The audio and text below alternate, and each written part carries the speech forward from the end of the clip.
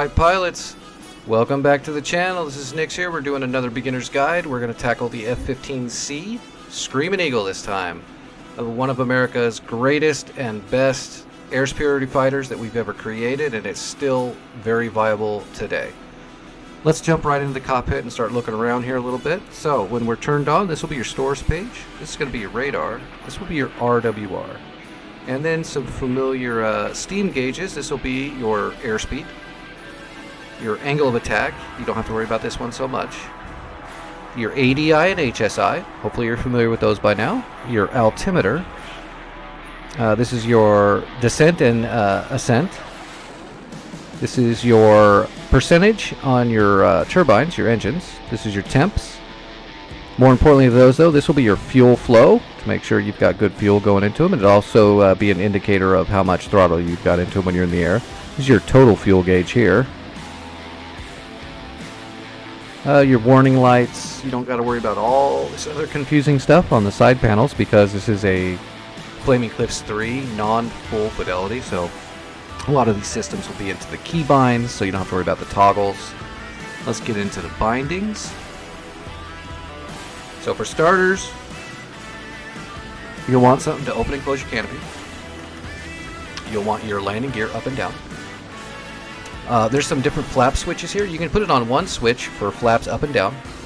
I recommend a two-way with a middle so that you have pushing down will go flaps down and going to the middle is nothing, and then going up is flaps up, and I'll tell you why when we get to that. You want your air brake. We're going to skip all of the weaponry stuff and radar stuff, so we'll go to the trim hat. You'll want your trim hat. Although you don't need to trim that much in the Eagle, there'll be certain times when you are going to trim. And then you'll have your modes.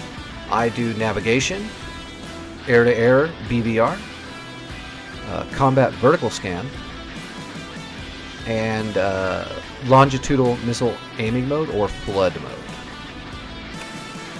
Then we'll go to wheel brakes.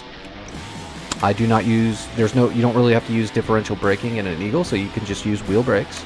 If you're using pedals, you can put that on your HOTAS.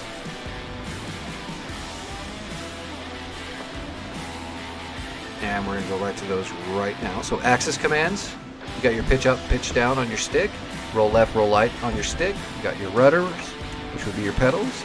If you use toe brakes on those pedals, you've got your wheel brake right here. Then we've got throttle. There is two throttles. If you just have one handle, you just put them both on the one handle like I have here. My throttles do split, but you don't have to split them for this one. And that is it. There's also the TDC slew, but you don't have to worry about that right now. That'll be under the weapons tutorial.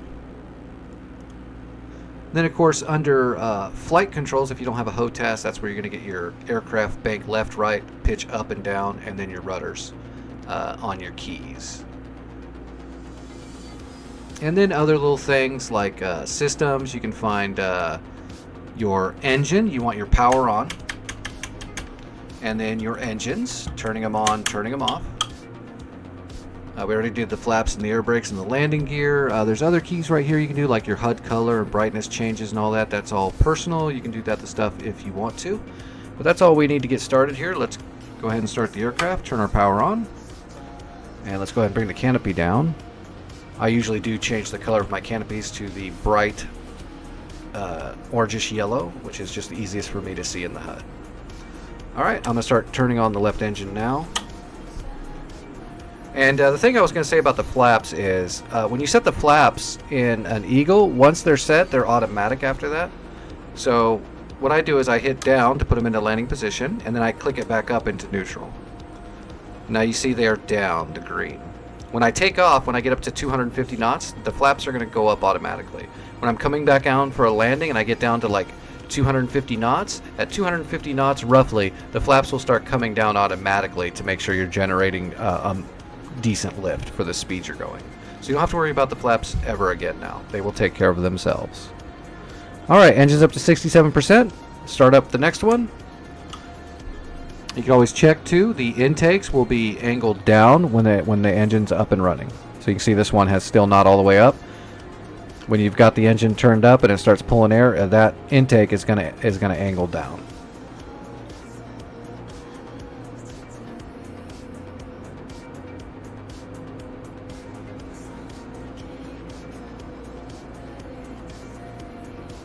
Piece of cake.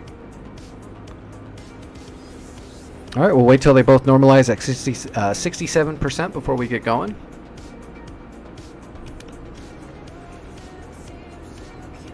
Also on the throttle, you can see the mill power is right there, and the max is up at the front. So there's mill. All the way back is idle. Mill power is your normal high power setting before you get to afterburner. Once you're an afterburner, you're going to start burning a lot of gas as you're flying, but you're going to go super fast. The Eagle is extremely quick. All right, foot's off the brake. I'm giving it just a little bit of throttle. Once I start moving a little bit, I'll just go ahead and throw it back into idle and just kind of coast for a bit. You don't want to get into a hurry. You cannot stop on a dime, so don't get in a big hurry to taxi around ultra fast, especially on multiplayer servers. You will not be appreciated. Okay, things to go over while we're taking off in the Eagle. It's a pretty simple process to take off, but for some reason people do have trouble with it. I think it's because they pull too hard or they try to take off too fast, but it's a pretty simple procedure, and we're going to go over it to make sure you don't blow your tires out or pull up and get too much AOA initial coming off the runway. So we're light right now. I don't have a loadout, so we're not very heavy. So we're going to go to mill power on takeoff, and that's where it's going to stay. We're going to start rotating at about 145 knots. Now, rotating just means slowly pulling the stick back, not yanking it back and not holding it all the way back. We're just going to start rotating it like this, slowly, and the nose is going to start coming up. When the nose starts coming up, the bore sight nose right there is that W, and it's going to start rising, of course, because it's going to be angling up. And we want to hold it at 10 degrees. We don't want to go past 10 degrees. Ideally, we want to hold it right at 10 degrees. And then we're just going to hold it at 10 degrees until all the wheels are off the ground. It's going to be that simple.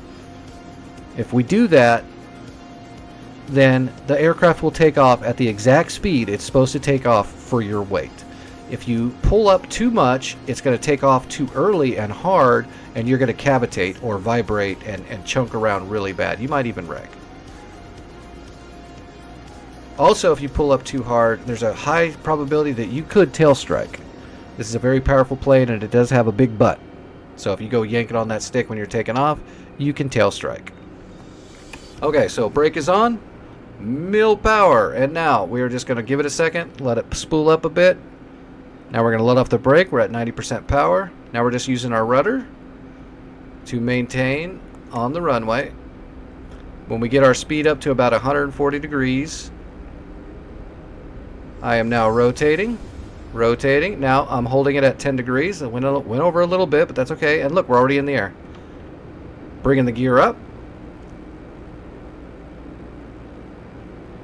And the gear is up. And you'll see when we pass 250 knots, the flaps are going to come up.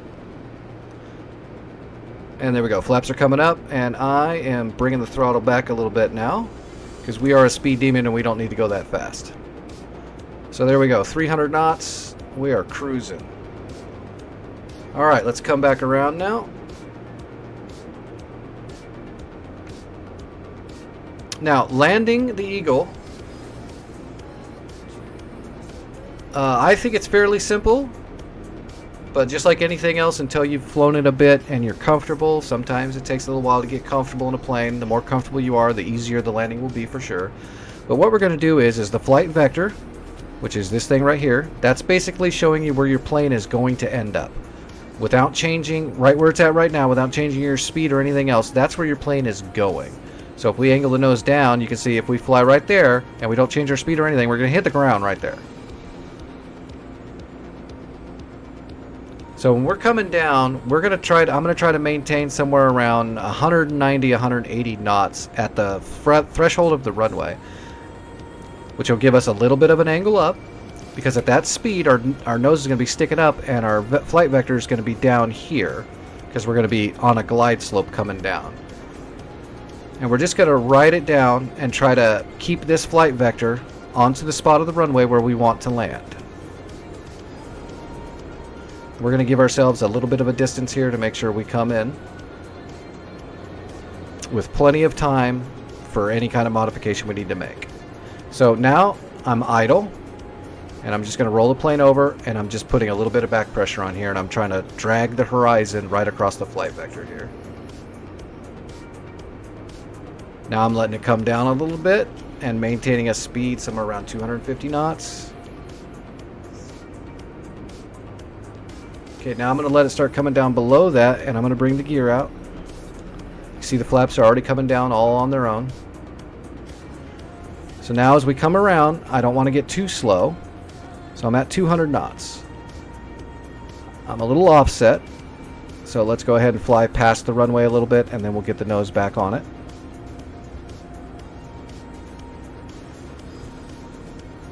Alright, so now we're going to get that flight vector, and we're going to set it right on the dark spot of the runway, which is where everybody's landing. That's where the skid marks are.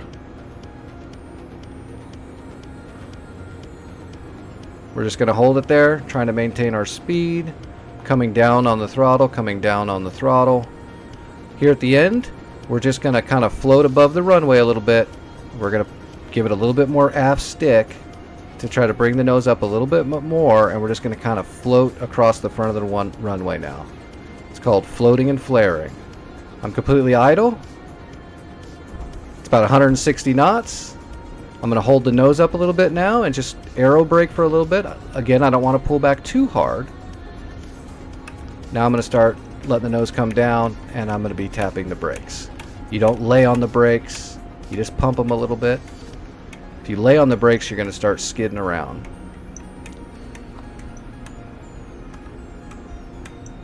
Once you're slower too, and you've been aero braking, by the time you're aero braking, your stick's going to be all the way back.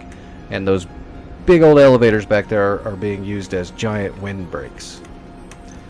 And that's why when you land with the nose up, nice and soft, you can hold the nose up like that, and that's aero braking, and that allows you to slow down by using the weight of the plane. Because these jets don't have awesome brakes. You can't just lay on the brakes. And you can hear me pumping the brakes right now. Stick's all the way back, and I'm pumping the brakes. And that is basically it. That is a takeoff and a landing. Piece of cake. You will not have a problem.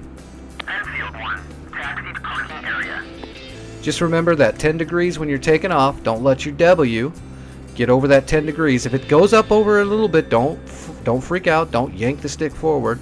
Just stop pulling back. Don't put any more back pressure, and maybe just let it ease forward a little bit. You'll get the feel after a while. Everything about piloting is about, there's a lot of feel to it. It's the only thing that DCS doesn't have for realism is you lose some of the feel that you have in your butt and your gut when you're flying in real life. You make a lot of decisions and know a lot of information by what you feel in your butt and your gut when you're flying. But the controls are very realistic if you have a good hotess on what it feels like. So you'll get the feel of being able to hold the nose up on a plane. You'll be quite comfortable with it after a while, and you won't even know when you became comfortable with it. Just the more you fly, the better you'll get, the easier it'll all be. And every plane's very different and also similar in many ways. So every plane is something new that you'll have to get comfortable with, but once you're comfortable with that plane, it'll be like riding a bike, and they'll all feel very similar. Alright, so there we go. Takeoff, landing, your keybinds, and your cockpit familiarization. The next video is going to be on air-to-air engagements and deployments of weaponry.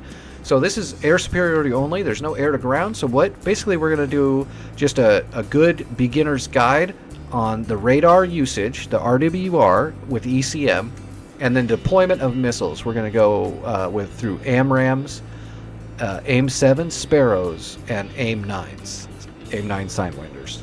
And we'll do some gun shooting as well. And we'll show you the symbology on all that and the radar usage for all of those in the sky on some flying targets.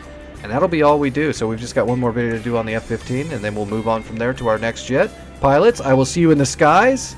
I hope you are enjoying these videos, and I hope the microphone is working much better for you.